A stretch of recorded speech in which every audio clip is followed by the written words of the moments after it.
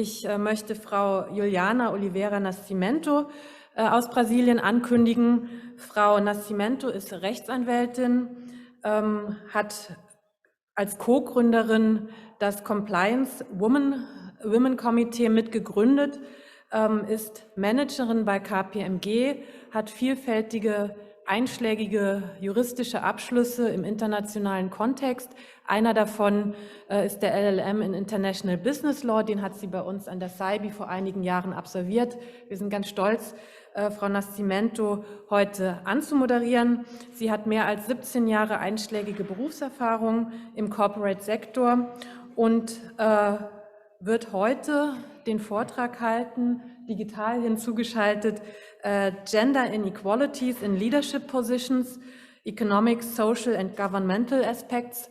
Und der Vortrag wird in englischer Sprache sein, aber von den fleißigen Übersetzerinnen gedolmetscht in die deutsche und italienische Sprache. Viel Freude bei dem Vortrag. Frau Nascimento, der Screen gehört Ihnen. Yeah. Perfect. And an honor to start in this event to speak so relevant directly from Brazil. Thank you so much for this invitation.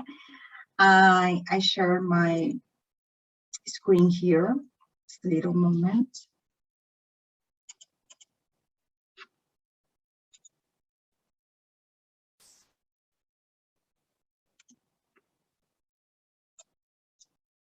Perfect.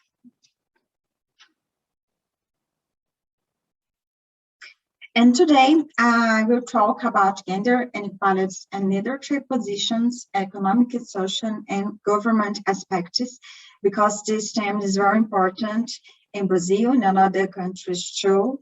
And I think is amazing to talk about it. I'm very honored to talk. I'm alumni Stanbeis University Berlin too.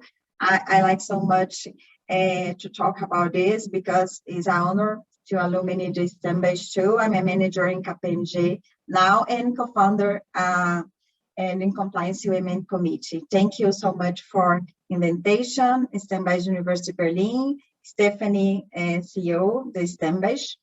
And we talk about the ESG and the gender.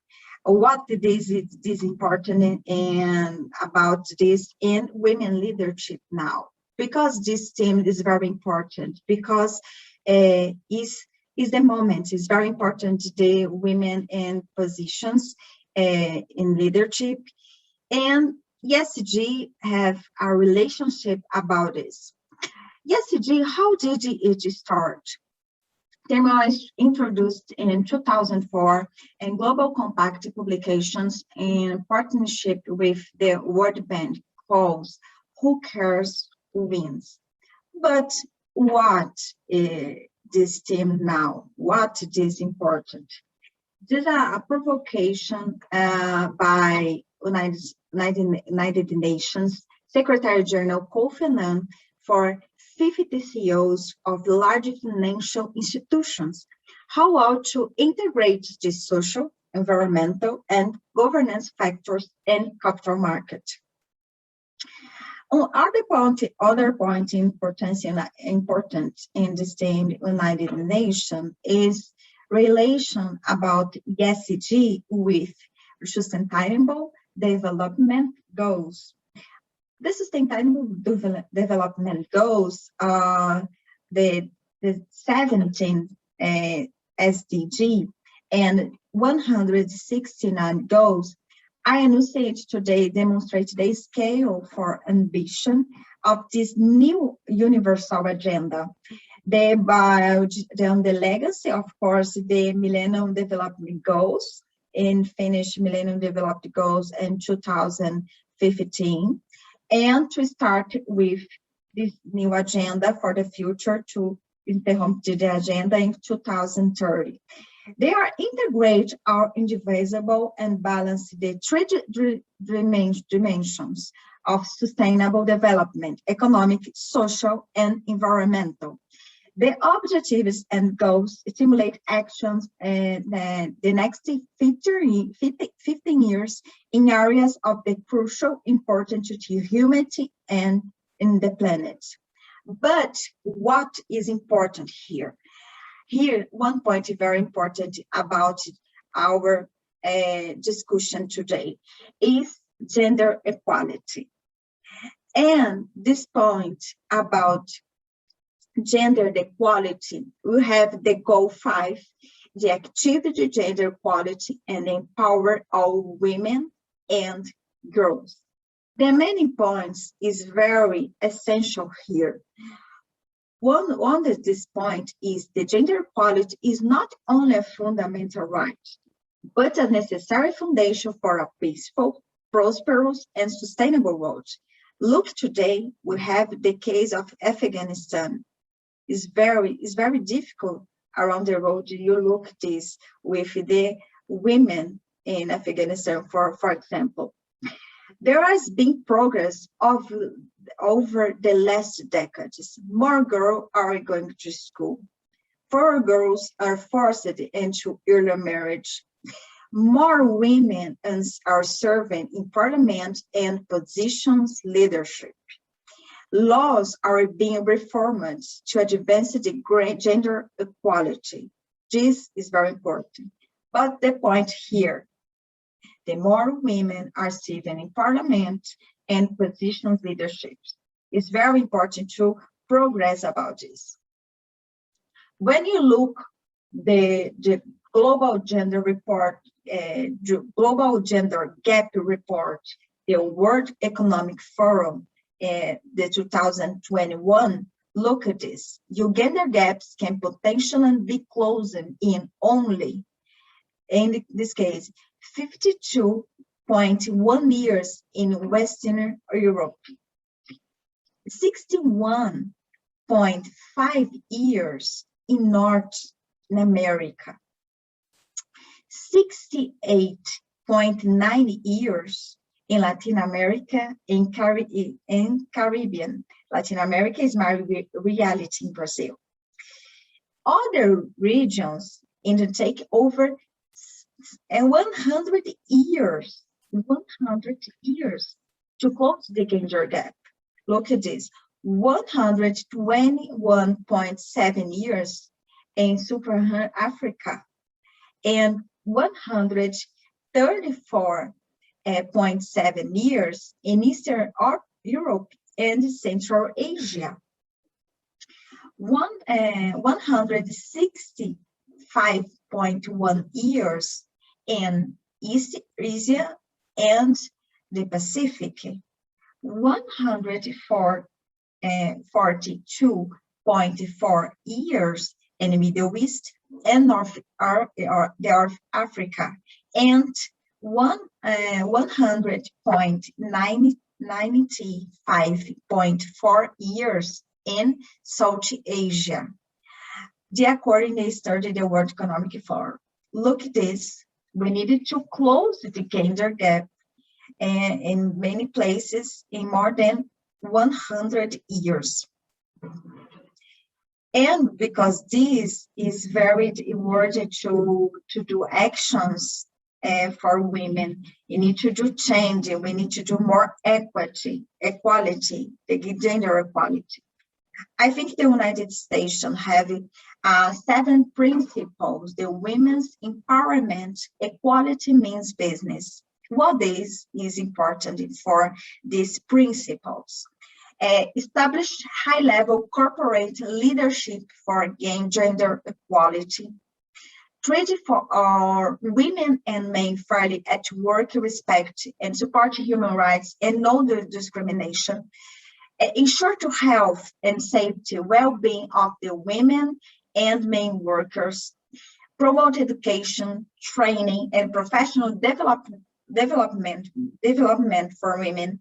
Implement enterprise development, supply chain, and marketing practices that empower women. Promote equality through community initiatives and advocacy. Measure and publicity report on progress to achieve gender equality. And we have this in a matrix. Yes, this is very important, this principle, and have a relationship with this white paper and World Economic Forum. But why?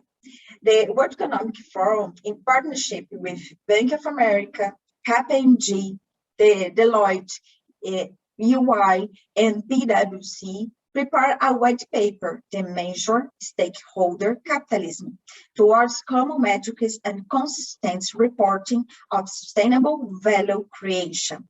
This report presents the universal ESG metrics related to sustainable development goals with the principles of governance, people, planet, and prosperity. A specific thing with the gender and women leadership is a pillar about people. These pillars are very important because have many metrics about ESG around the world, and this white paper is so crucial for this. The governance, in the pillar of the governance, to have metrics reflect the purpose, to strategies, and responsibility of the company. In these pillars includes measure guidelines, anti-corruption actions, and ethical behavior. And you have people, the pillar people contains our organizational access in the way in which employees are treated, include metrics with the reports on diversity, inclusion, and gender equality. So this is a metric for ESG today. Issues of salary difference, addition of health, safety, and work are crucial, of course. But to have the planet for presence, the reflections, the companies, impacts on the natural environment, as well the independence on it. Metrics include greenhouse gas emissions, land protection, water use. Prosperity, the prosperity pillar reflects how organizations affect the financial well-being of this community. Thus, the metrics are composed of the job and wealth generation, taxes paid, and expenses with research and development. But what I say today, the ESG future is female, because this metric is in other things reflecting how this is important in this case. I think it's very important to talk about this. ESG future is female. What is important today about ESG and relationship with the female? Women business, leadership, and company environment performance, you see improved environment performance, more extensive environmental reporting, more effective pursuit environmentally friendly strategies and initiatives. You and investors and women leadership, what this is important. Investors are increasingly focused on gender diversity in boardrooms and senior leadership, and for a good reason. Investors understand the value opportunity women in business leadership increase ESG performance. Existing body and evidence makes and convincing case in increasing the number of the women in business leadership, bringing the views half on the world population as more a realistic reflection of matching customers, communities, and other parties. Investors also see the value risks in not action in front of gender diversity and leadership. Because this, you have many news now about this theme. Look at this news, the Standard & Poor's, how gender fits into ESG. In this specific news, the Standard & Poor's notice about the public companies are facing growing investors, pressure improve diversity among their director ranks, underscoring a greater awareness of the need to address environmental, social, and governance issues. Investors are increasingly incorporating assessments of the company's gender diversity and equity to determine how they might respond to ESG risks and opportunities. And more, the companies are facing external pressures for institutional investors, activists, shareholders, and potential employees and customers to increase the representation of the women on corporate boards and institute positions and across executive leadership, as well as compensation and mobility for women and people of color. This can affect it and how companies otherwise address diversity, inclusion, and then the gender gap.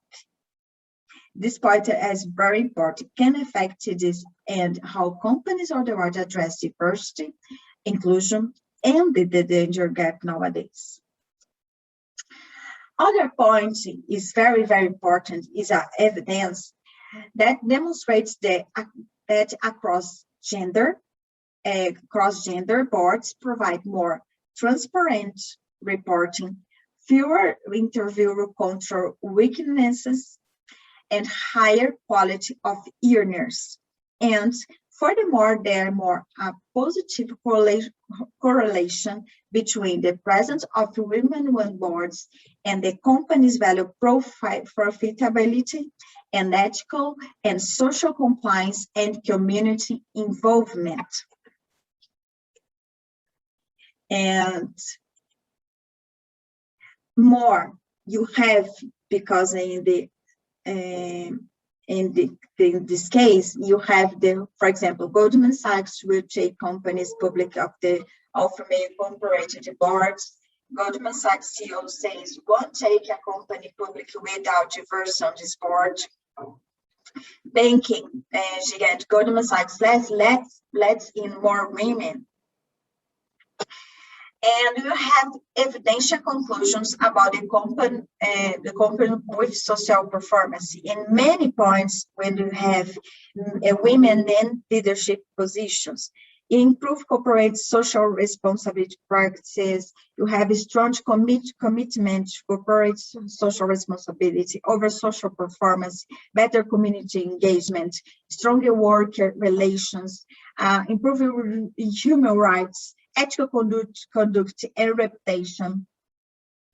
And other things you would have when the women leadership demonstrates a stronger emphasis with workplace environment, workforce issues, work satisfaction, equal pay for equal work, male and female talent development, women-friendly policies, gender equitable hiring practices, gender equitable opportunities for promotion, better return to assets and sales, stronger earnings quality, enhanced format value, tighter internal controls, increased ethical and social compliance, reduce incident of fraud, insider training, and unethical practices.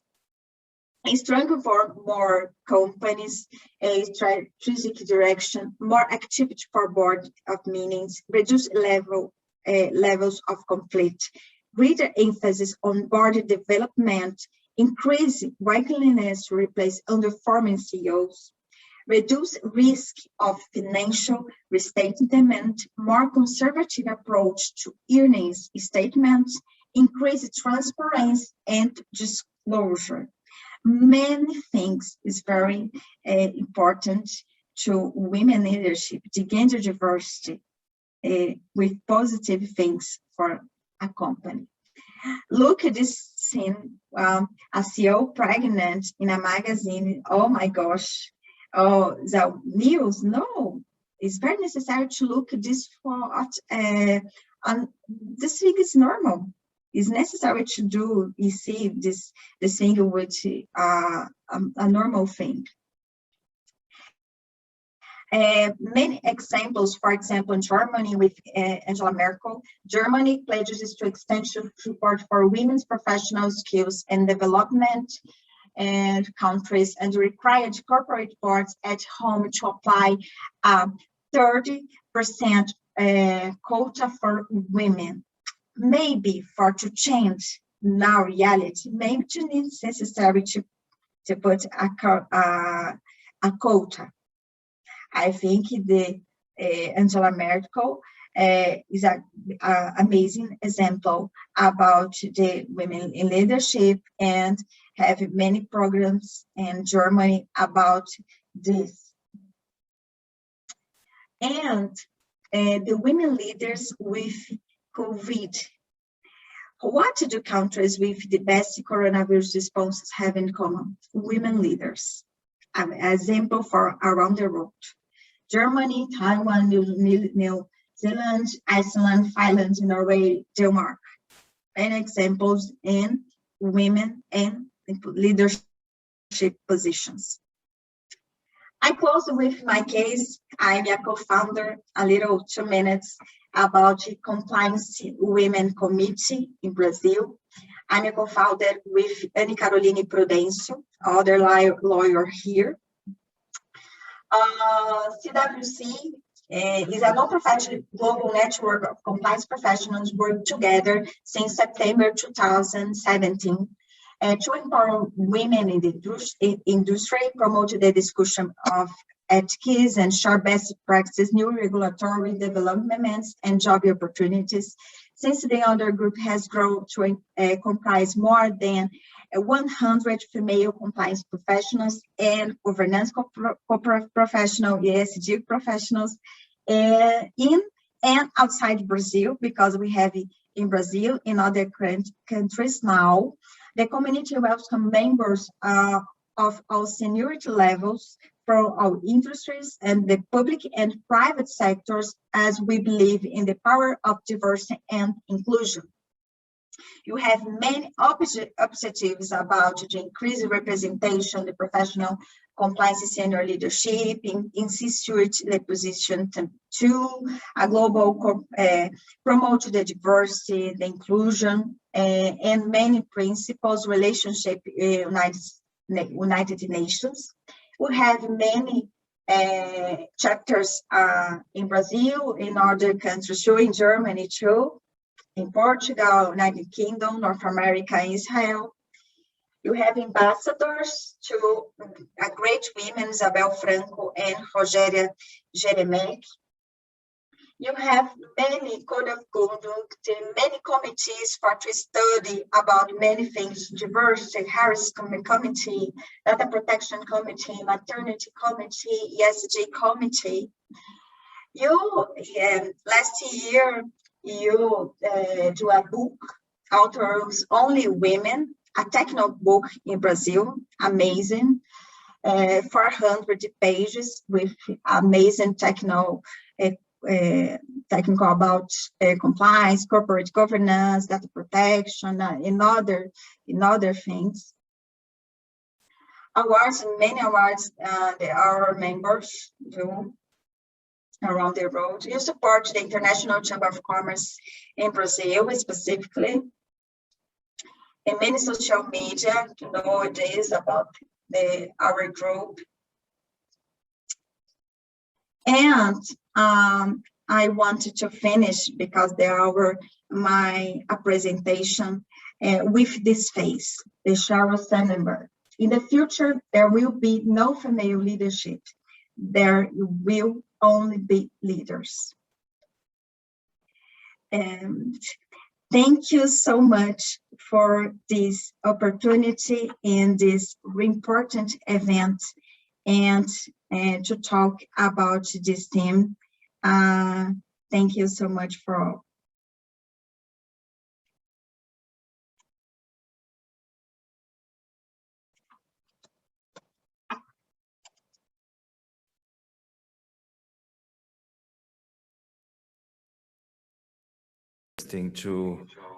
To have a better understanding about leadership, but with special focus to female leadership and the role of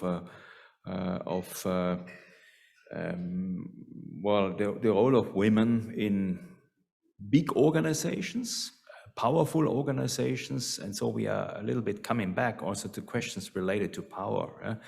power and authority. Yeah? So when we talk about leadership, we have also to talk about authority. And there is a big gap between authority and power, as we know.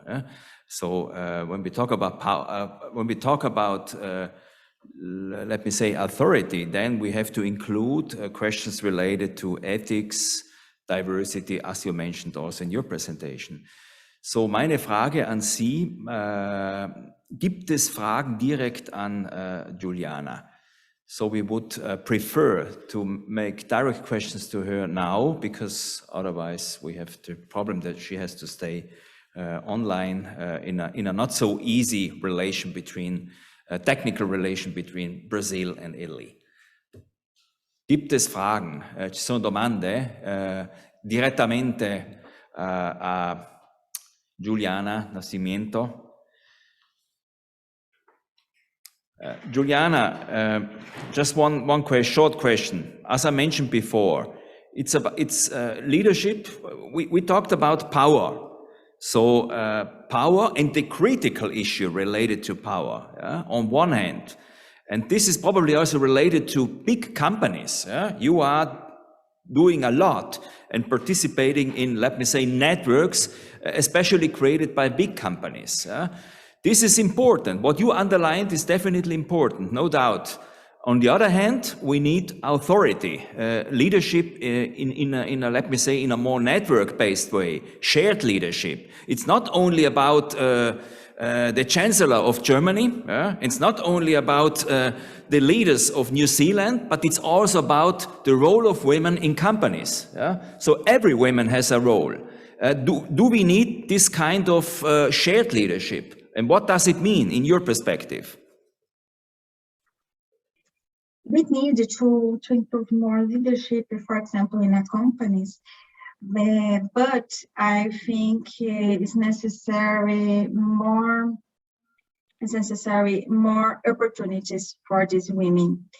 But it's not sometimes is a reality, because necessary to change, for example, the mindset in a company. When you look financial market or the financials in Brazil and in other worlds, you don't look at this. You don't look at sometimes the same opportunities for men and for women.